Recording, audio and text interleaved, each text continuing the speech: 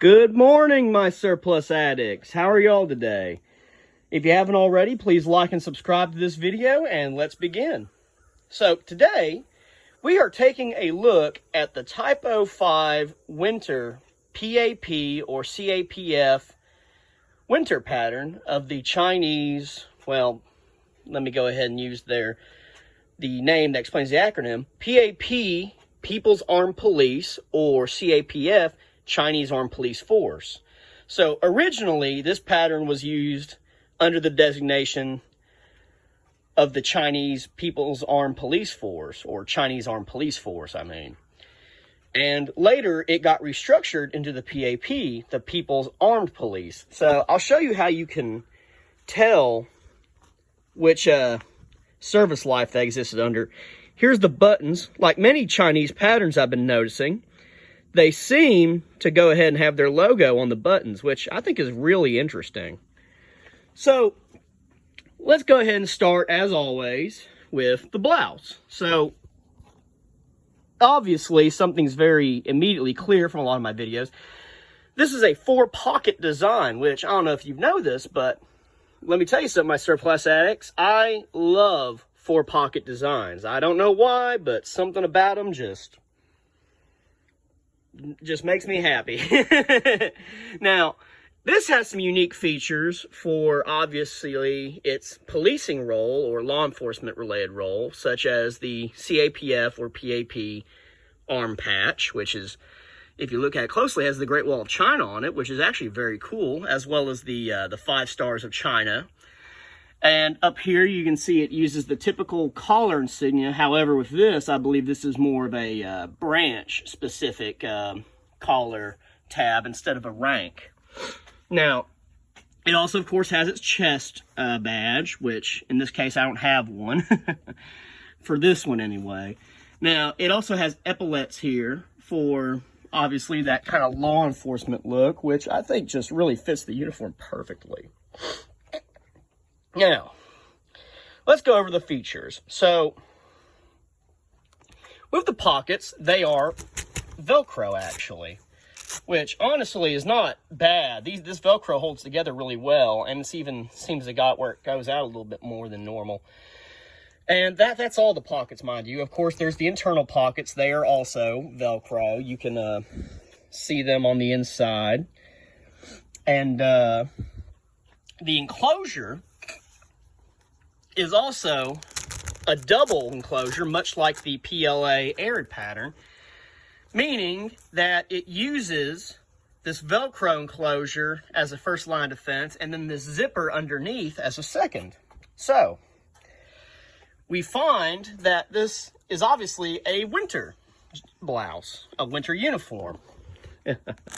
Now, as you can see with the collar, it folds down. That's how it's supposed to be worn. You fold it down. You zip it all the way, fold it down. You can put the zipper under, over. I just put it over for some reason. But that, again, gives its very unique PLA or PAP, CCP Sun Yat-sen suit design. If you look very closely, you can see it. Now, there's also a pocket over here on the side, as with PLA uniforms. Again, Velcro. You can put a pack of cigarettes in here, paperwork, cards, whatever. And overall, it still has many of the same features, such as a waist adjuster down here, a waist adjuster at the actual waist, and most of its closings when it comes to the wrist and even on here are buttons. So this one's a little more traditional, and that has to do with the fact that it's the Type 5. This is an older digital pattern, one of the earliest, really, that the Chinese People's Liberation Army's related forces use. Now, let's go ahead and take a look at the back here. And as you can see, it's just, again, a very traditional Chinese uniform. Nothing really too unique. It's not like Western designs where it has all those extra folds and stuff. Let's see if this has any kind of ventilation. No? Let's check the collar, because if I vaguely remember, It's been a while since I looked at it, but I want to say some of the collars also have little holes in them too for ventilation. I didn't check that with the other uniforms, but need to get better about that in the future. This is more of a quick, in-depth review. A quick review. Now, let's move on to the trousers here. So, for an enclosure, it uses a button fly enclosure, as is tradition. It, of course, uses a button ankle adjuster, which honestly is not the worst thing, but personally I'd be a little worried about it breaking. But so far I haven't had that problem, so it's very sturdy. Now, the pants actually have some very unique features in that, let's turn this bad boy around. The seat of the trousers is actually reinforced. Now, it looks kind of funny, but this is supposed to reinforce the seating, make it, I believe, make things a little more comfortable or even a little more durable, obviously. Now, obviously, you bend over, it looks like a target. All right, let's be mature. And for the waist, it actually has elastic here. So you have an elastic waist with belt loops, of course. And overall, the pants are pretty typical. Now, they got these really neat pockets here. I actually really like how they made these. It's obviously very pronounced. It's easy to get into them. You can put your hands in there if you want, although I'm not sure what Chinese Army regulations or PAP or CAPF regulations are on putting your hands in your pocket, but when I was in the Army, it was a no-go. Now, of course, the pockets are Velcro, and they're not the most spacious pockets in the world, but, you know, you could probably fit your PC in there, some paperwork, a phone, wallet. You know, I've used these out in the woods sometime, a few times back when I was a little thinner. But overall, there's really not much to say about this uniform other than that in terms of material, I almost forgot to mention, it's much, much thicker than the PLA Arid pattern. I mean, this is just, it is a thick uniform. And honestly, wear some thermals underneath there with the way the collar encloses. You'll be able to keep the wind and cold out really good.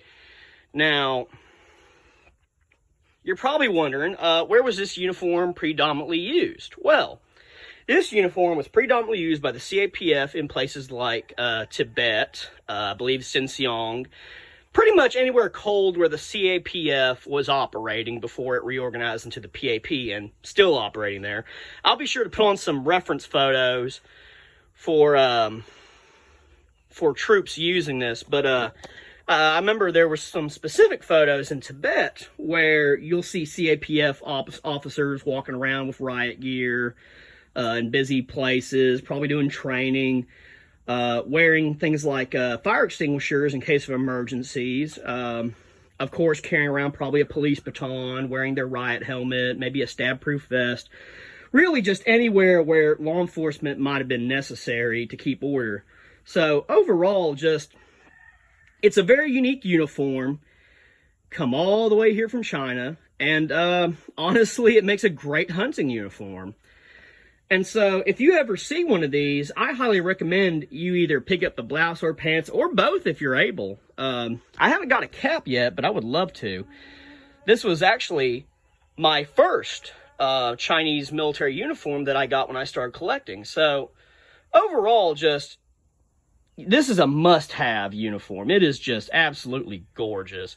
So, anywho, if you haven't already, like and subscribe, and I'll see you later, my surplus addicts.